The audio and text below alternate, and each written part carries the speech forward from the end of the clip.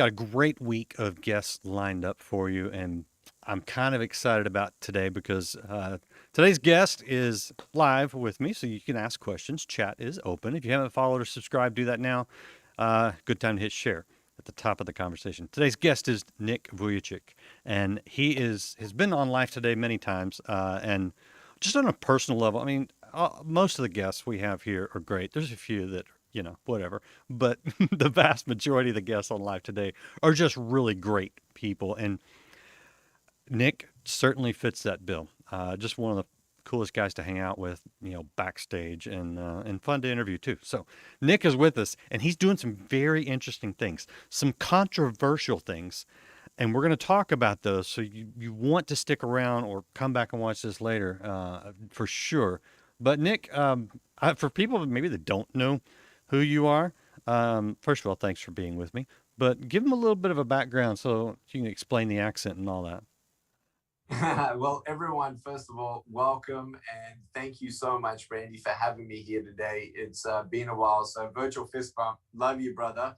For those of you who don't know my story, I just wanted to let you know, first of all, that you may not be able to see, but I have no arms and no legs, and that was since birth. And in my life, there's been a lot of questions as to not just why was I born this way, but who am I and why am I here? And born and raised in Australia to Yugoslav or Serbian immigrants from Europe to Australia back in the 1960s. My parents, Boris and Dushka Vujicic, had no idea that I was going to be born this way. They had sonograms and had no idea that I had no limbs. And when I came out, I said, surprise. And they're like, whoa, we don't believe that this child is going to have any kind of quality future and hope. But we know that God always has a plan and a purpose for each child, and every child is valuable to him. And I just want you all to know that sometimes God doesn't make sense, and we feel depressed, we feel anxious, we feel sometimes isolated and forgotten, not just by people, but by God himself. And real quick, Randy, I want to just summarize my testimony about how Jesus grabbed a hold of me. Many people ask me, Nick, when did you realize you were first different? And it was at 6 years old. I knew I had no limbs. I didn't think it was such a big deal till I went to school, had bullying. I attempted suicide at age 10, felt like God wasn't real. And if he was, he owed me an explanation. And I convinced myself that I would never be happy, never get married, even if I got married. I can't even hold my wife's hand. Even if I had children, how I'm going to hold my kids when they're crying. And so I tried to drown myself in my bathtub, and I was stopped with one thought. It was from the root of love, the love that I felt from my parents. And I imagined them crying at my grave, wishing they could have done something more. And so with that one thought, by the grace of God, I decided to stay. And in my teenage years, I started getting out of that depression. But I just wanted you all to know that it's not about having limbs or not. It's about a lack of purpose, a lack of vision for your life, a lack of peace and happiness that arms and legs can't bring. Yeah, and Nick, it's the things that you have accomplished in life are not just great from a success standpoint. I mean, most of us have not been on Oprah. You've been on Oprah Winfrey show, right?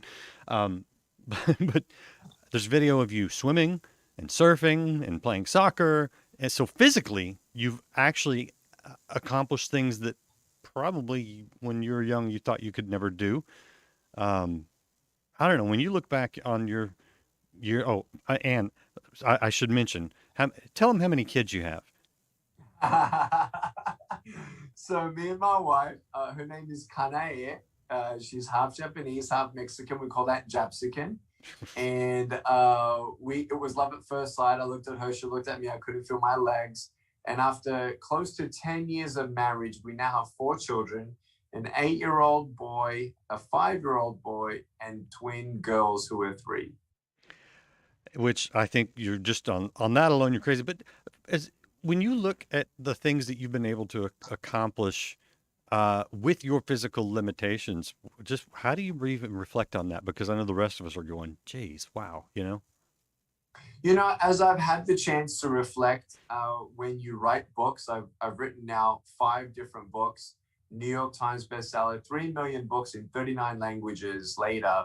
I've had to do a lot of reflecting along the way to do those books. And man, even though I've talked about it and I've written about it, I still look back and I'm so amazed. I'm so in awe, which we shouldn't be, because we know that God's amazing and exceedingly abundantly more than we can ever ask, imagine, or attain. I love what he downloaded to me. You know, when you're disabled, if you put a word go in front of it, right? Walk by faith and not by sight, and you go and sin no more.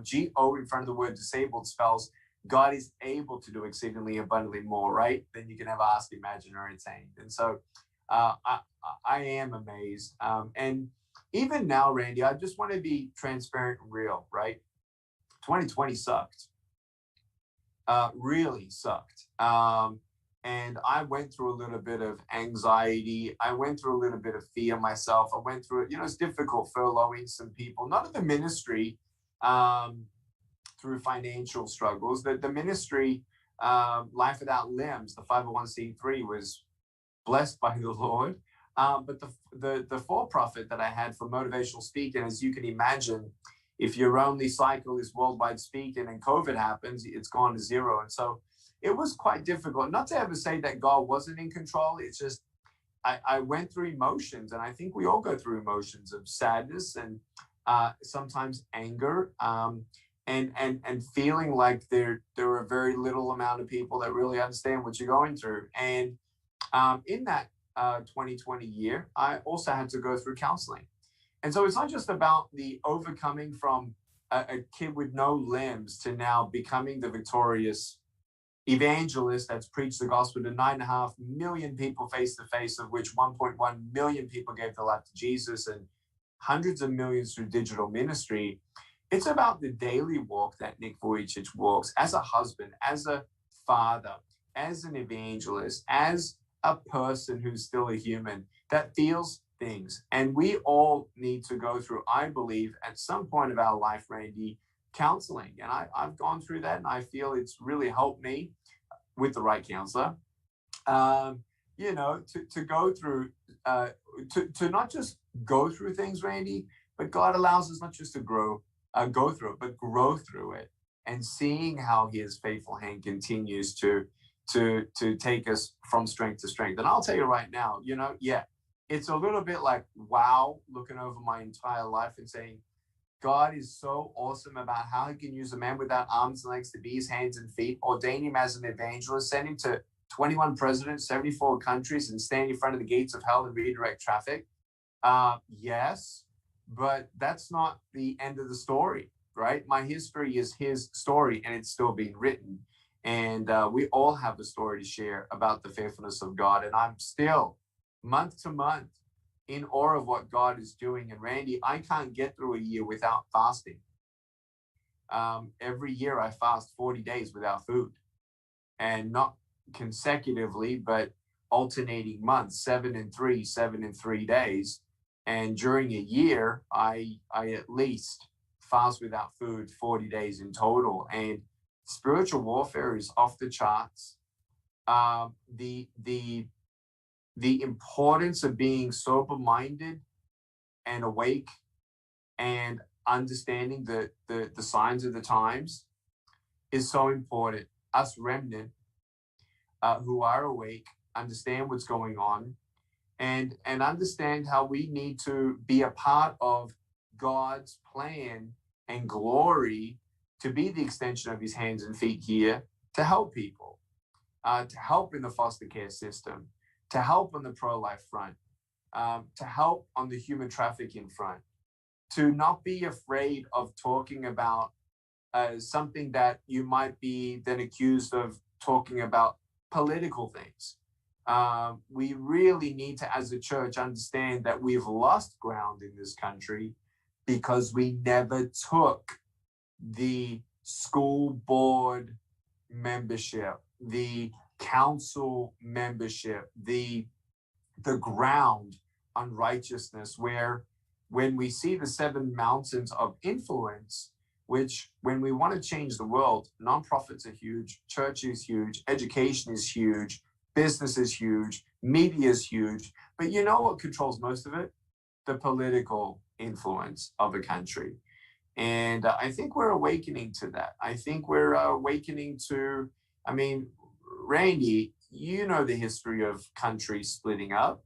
Is America immune from splitting? Absolutely not. And so what we got to understand is, though, let's have more. I'm an American citizen. Let's have more Americans help more Americans, and let's together make a difference in our country and be the answer to many people's prayer and be the church, being the hands and feet wherever we can. I appreciate your transparency, because it's easy to, especially with you, to like create this fictional Yeah, character of success, because there's so much true about that and so much inspirational about that, that it can be really easy to make you superhuman. But yet you're saying you went to counseling in 2020, and you know what? There's no shame in that, and you go, because you know, my wife's had to talk me through some things, and that's human nature. You're not working for your salvation. That's sealed. That's done. But you are working out your salvation. You're pardon the terminology that you get. You're walking out your faith. yeah, yeah. Um, and we all have to do that. And I think sometimes when we over polish things, we do a disservice to people, unintentionally, but we can give that vibe. So thank you. Appreciate your just being open and honest. I want to talk about, let's show the website. This is Uncommon Giving. This is where you are. What was your title there? Ambassador or I love it. Chief Generosity Officer. They call me CGO for short. Chief Generosity Officer of Uncommon Giving, a company that's been coming up to a startup for 4.5 years behind the scenes. It is launched. It is going crazy, and it's going to be the pinnacle center hub for generosity in America for many sectors in this country, to be the tangible hands and feet of resourcing the troops on the ground and the heroic efforts that nonprofit organizations are doing every day across the country. which sounds great, and we applaud that. But let's rattle some people right now. Can we do that? Yeah. I want to show just a brief minute and a half video of you, Nick, uh, addressing one of the issues that if you want to support, you can do through uncommon giving, but it is not without controversy, and we're going to talk about some of that controversy. All right, so you guys, here is one of the outreaches that is being supported right now by uncommon giving. We're here at Los Algodones, where California, Arizona, and Mexico meet, right here at the border. We can see the wall, body of water, and even people just behind this brush looking at where they're going to cross today. You can see the belongings of these kids may have been everything and all they had left come in here. I just want to say to all of you at the Uncommon Giving family, let's get behind these nonprofit organizations who are helping alleviate the Border Patrol, who are absolutely overwhelmed right now. It's a state of emergency here. Many of these people coming into America undocumented are from over 141 nations. Uncommon Giving is so honored to partner on a humanitarian level with multiple nonprofit organizations who are helping us with the Border Relief Fund. Let's do this. Let's call an action of supporting what we can do here, helping with diapers and formula, and helping these nonprofit organizations that are alleviating the overwhelming burden right now that we're feeling here on the border.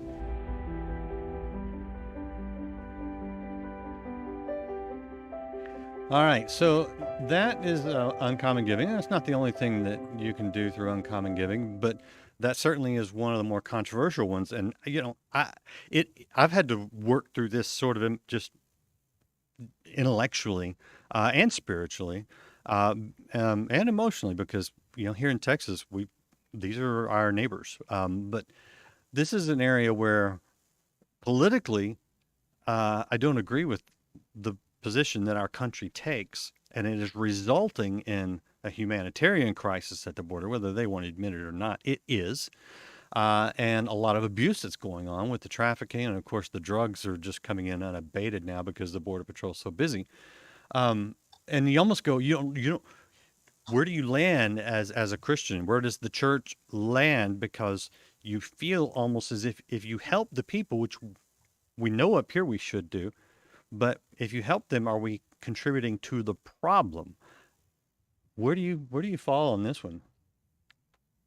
Well, look, first of all, let's get straight to that topic, then we'll zoom back out to uncommon giving. But look, it's not a political issue. It is a humanitarian crisis. This is not just a California, Arizona, Mexico border deal. We're just about to go south to McAllen, which is the highest trafficked and border crossing. Look, we've actually known that, a day before the inauguration of Biden, the construction of the wall stopped. And when you go to the border and you see people running, children's clothes on the floor, teddy bears, little toys, trash bags, trying to carry their dry clothes across, knowing that there's at least 27,000 unaccompanied minors that just crossed the border in the last 18 weeks alone. We were there in Yuma. We went to the food bank because of quarantine and COVID. They wanted to, the authorities wanted to shut down Yuma Food Bank that 25% of all Yuma depends on. So the Army stepped up and they're volunteering at the food bank. And we went to Anne Boleyn's house, which is a house that victims of sexual abuse, potentially human trafficked children, domestic violence. We really did a really cool scout through, not just talking with the mayor and the county supervisor and the border patrol police themselves, but we wanted to come from an approach to say, hey, we know it's not a political thing. We know it's a heart thing, and everyone needs help. There are 141 nations, including no-fly zone countries. The people are coming across the border every single day.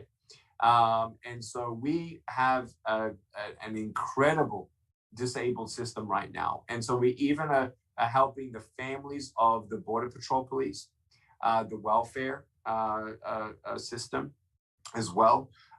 Helping the food banks. And so what we've done is what's really cool that Uncommon Giving enables me to do is one social media influencer with 14 million social media fans is not just saying, hey, this is what my foundation does. It's, hey, let's monthly choose a campaign, a theme, whether it's human traffic, whether it's foster and adoption, whether it's the Border Relief Fund, whatever a social media influencer feels that is relevant and can move and instigate a momentum of generosity, a movement of generosity that needs to happen.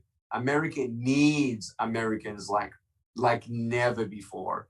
And so what enables, what Uncommon Giving enables social media influencers like myself and corporations for marketplace generosity is each month we can choose a campaign, select in our own backyard what nonprofit organizations we as a company, we as an organization, or we as a social media influencing army, right, can get along and decide. And so from helping single mothers who, I don't know if you know this stat, Randy, but 500,000 babies in America are being born into poverty every single year.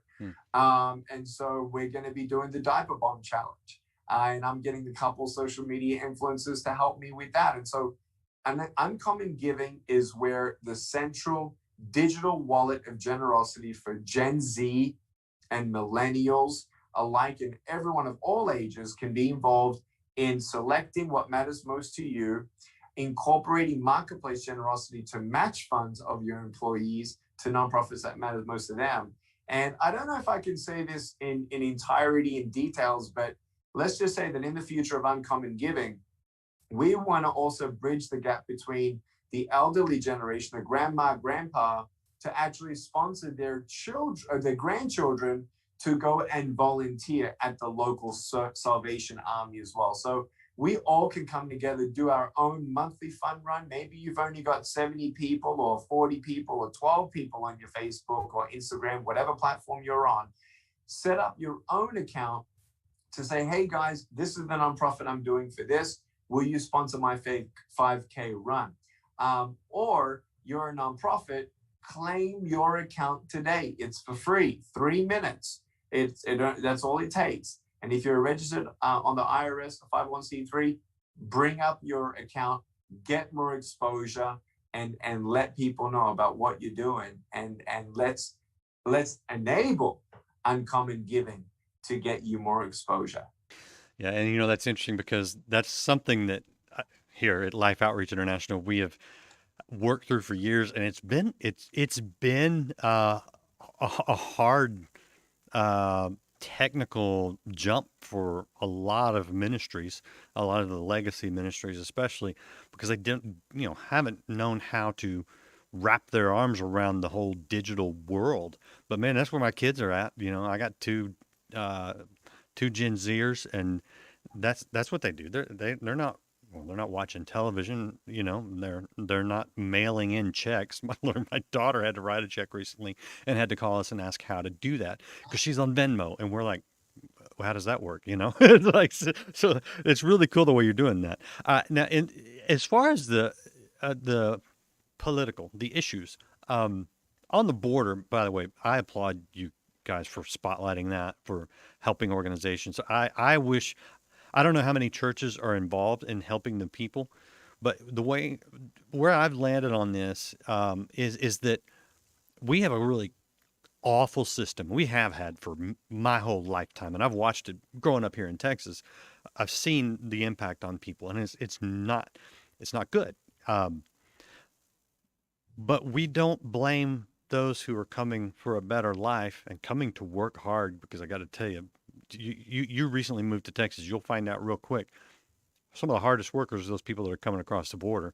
I've been in California for 17 years. Oh, so yeah, so you had the same thing. Okay, you know exactly what I'm talking about. Okay, so we don't blame them or punish them for the awful policies that we have, right? So we can simultaneously work to have better immigration policies and better border security and help people that are looking for a better life, that just want some help, because that's the reality. So I appreciate what you're doing. That's a perfect transition for another hot so-called political topic, where we say, hey, look, let's not punish the baby in the womb for maybe the crime of a man on a woman, or maybe just the misfortune or the difficult circumstance. You, Nick, have decided that you're going to really stand strong in the pro-life movement. Yeah, March 2019, our board meeting at Life Without Limbs ended with a board member asking, when is Nick's voice going to be used as a megaphone in the Lord's hand for pro-life? And I felt at that time convicted that I really want to rattle the cages and poke the church in the eye in regards to knowing that there are at least 100,000 churches that represent $480 billion worth of debt for buildings, which was half empty last year.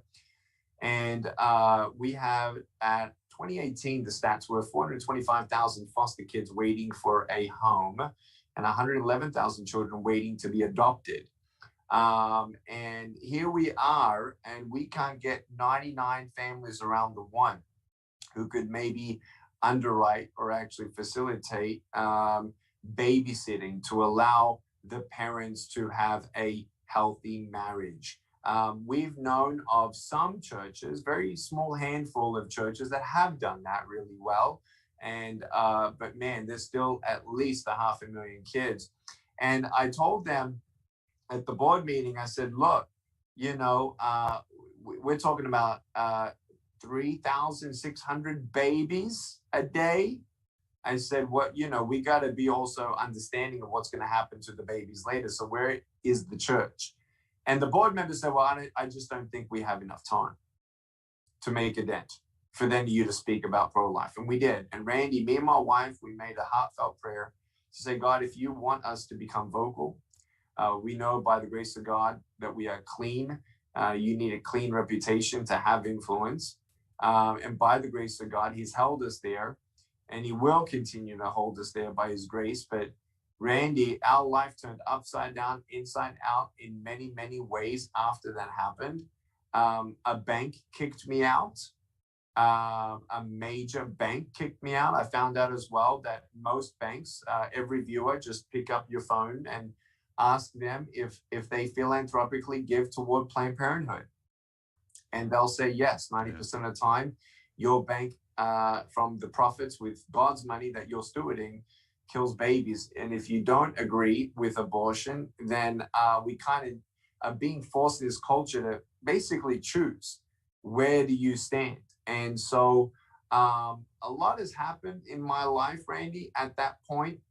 We found a grenade at my house. I had a spying drone, a lawsuit threat, just a lot of things that had happened in a short amount of time after that. So we know that there's a lot of spiritual warfare when you choose to go on that battlefield. Cut all that short now, moving forward. We do have meetings with caucuses of the Senate and Congress of Republican parties, going from state to state. The first one was Oklahoma. I have a second meeting with Oklahoma coming up. I can't share details, but I really believe, Randy, in the next couple months that we're going to start to see states abolishing abortion without needing a reversing of Roe v. Wade. And it's the Christians, just in 3 more sentences, understanding that, to celebrate incremental pro-life bills successfully brought in is more like thinking of it that, there's a king and they kill babies from 9 to 5, Monday to Friday. But now we can celebrate because it's now only 10 a.m. to 5 p.m. every day. And that's not good enough. If we repent, we stop also the sin, if killing a child is actually a sin. So you don't like the incremental. I hear you. But it seems like the all or nothing approach has gotten us nowhere for years, and so incrementally we've been going backwards because the opposing side has been working incrementally. So it's interesting, but I hear you. You're right. Yeah. And we're working on this is not uncommon giving. This is just a Nick V thing where we are, and I want to make that clear, but because uncommon giving, facilitates generosity to any nonprofit, but for anyone's choice. But for Nick V, my choice of nonprofit is the choosing of life. And there are micro county-wide reverse engineered blueprints that me and my think tank are working out with local authorities on that. You can't just change a law, right? Yeah. But there are some states that will quickly change the law, I believe, in the next 7 months. Not everybody realizes this, but overturning Roe versus Wade would just return the decision back to the states. That's all it would do. It wouldn't abolish abortion. It would return it back to the states. So the fact that you're, right, and the fact that you're working on the state level is exactly where it has to happen. But I'm guessing this isn't just, it's obviously not just a political issue for you, because today, right, I was adopted. I was an unplanned pregnancy. I was an unwanted. Essentially, my biological mother would not say that now, but so I don't want to paint her or my biological father in a negative light. They're both great. I have wonderful relationships with them, but let's just face it. It was a bad timing and not a good situation when I was conceived. That's just the fact. If the sonograms today saw you, they would see a child without limbs. And most of society would say, why would you do that to a child? Why would you bring him into the world without a chance? So I'm guessing this has got to be a very personal issue with you, like it is me. Well, it's disgusting when you have countries like Iceland, who did a 2016 national press conference to proudly announce to everyone of their country that they cured their land of Down syndrome. Because they which killed the means rest. They killed the rest. They Yeah, killed they them killed the all. rest. They killed them all. And so it's something that I believe is close to the Lord's heart. I mean, the orphans, the widows, and there are some incredible scriptures. We're not going to get into it right now, but about being the defense for the voiceless. And I think they're the ones that God delights in life. That's number one. He loves creating life. Second thing that he did, really, I mean, he made the earth and the splendidness of this for humans. So he loved creation of humans more than anything.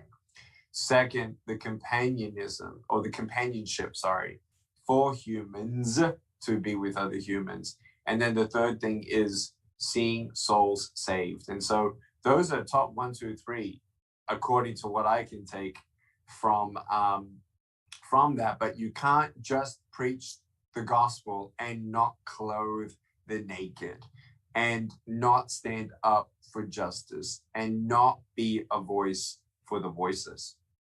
And yes, I do take it personally, but it should be taken personally because God takes it personally, does he not? Is that not his child? Yeah. Look at the foster care system. Like, Jesus refers to, when you help the least of these, you help me, right? Mm-hmm. So are we just helping Jesus until he ages out of the foster care system? Are we going to wait then 5 years while he's prostituted by the government to make money through the prison care system, and then try reach Jesus in prison? I don't know about you, but none of that makes sense. No. And I gotta let you go, but man, I just appreciate you, appreciate what you're doing, appreciate the stand you take.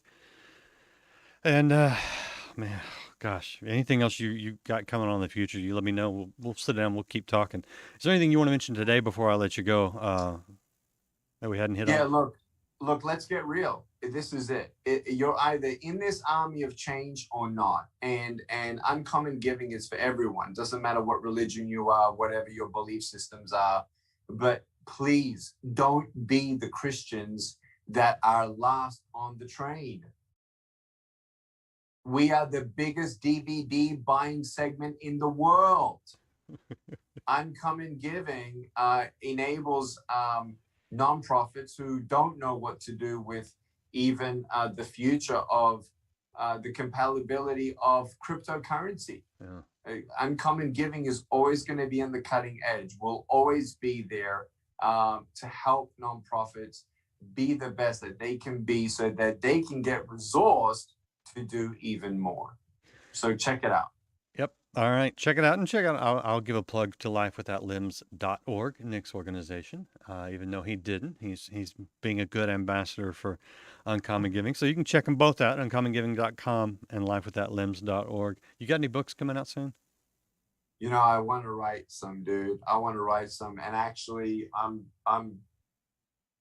there's a lot that's happened in my life in the last 18 months. I sold 3 million books, but I couldn't even get a book deal last year. So I am. It was a tough year. I got one coming out this summer. It was a tough year. Tough. So I'm actually starting my own book platform. Good. So I'll let you know when it's done, brother, because I'll probably get you more money than any royalties coming your way, the way that it's going to happen. And guess what? You make more money giving it away for free under my platform, because I'm sick of money being the entry as to why people can't get a book that might save a soul. Okay, well, stay tuned. There's more to come from Nick Vujicic, and we will talk about it here on Life Today Live for sure. And man, we got more, so keep coming back. Appreciate you guys hanging out today. Hit that share button, hit that like, that subscribe, that follow, and come back. We'll see you again next time here on Life Today Live. But enjoy it. Squeeze all the fun you can out of it. This is your hour. Because it's soon going to end. And the souls were changed. Sunday is coming.